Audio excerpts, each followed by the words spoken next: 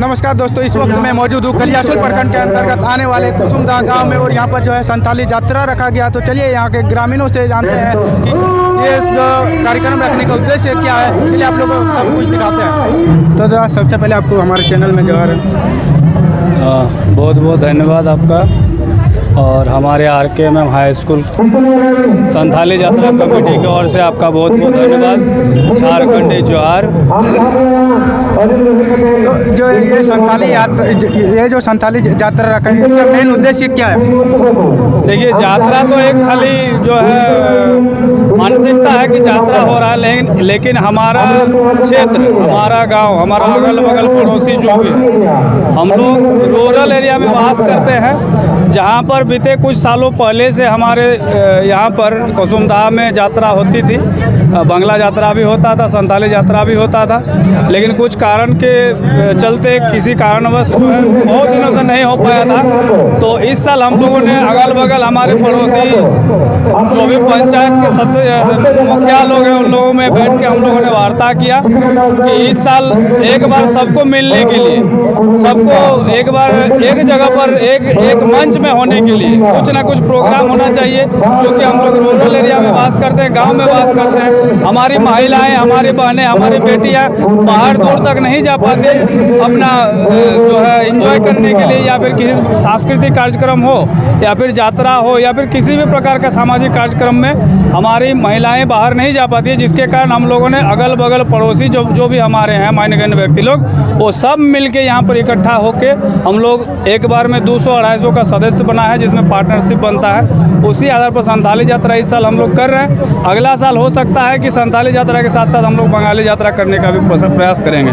तो इस कार्यक्रम के तहत दर्शकों के लिए क्या कुछ व्यवस्था रखा गया है? दर्शकों के लिए हम लोग सबसे पहले तो फास्ट एड रखे हुए हैं। जैसे धूप का माहौल है तो हम लोगों के यहाँ पर गाड़ी व्यवस्था है कि किसी को अगर इमरजेंसी पड़ जाए, आपातकालीन स्थिति पैदा हो जाए, तो एम्बुलेंस के तौर पर उसका चिकित्सा किया जाए। इस पर फास्ट एड का सबसे पहले हम लोग प्राथमिकता दिए हैं। सेकंड में पानी का व्यवस्था रखे हैं।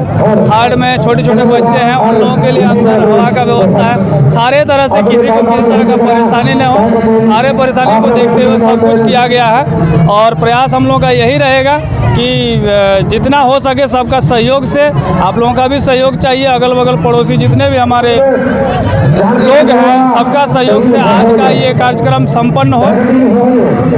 तो दादा, इतना ज़्यादा भीड़ इकट्ठा हुआ है, अगर मान के चलिए माहौल बिगड़ जाता है तो आप लोग कैसे संभालेंगे? नहीं, माहौल बिगड़ने का बातें नहीं है। जितना आदमी आया सब मेरा परिवार से है, आपका परिवार से है। यहाँ जितना भी महिलाएं, जितने भी आदमी आए हुए हैं, सब इस यात्रा का सदस्य है। इस यात्रा में सदस्यता अपना ग्रहण कर चुकी है। और यहाँ अकेले ना मैं करा रहा हूँ, ना कोई अकेले व्यक्तिगत रूप से करा रहा है। यहाँ जितने लोग देखने के लिए आए हैं वो लोग भी करा रहे हैं यात्रा।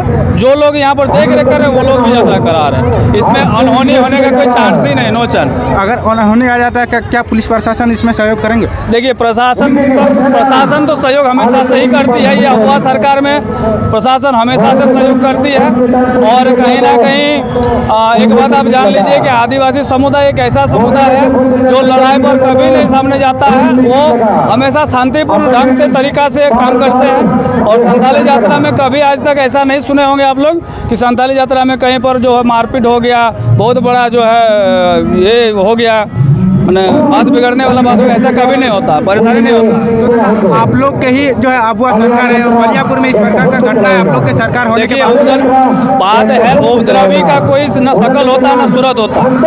जो गलत काम करता है उसका न शकल होता, न जाति होता, न धर्म होता, न कोई संप्रदाय होता।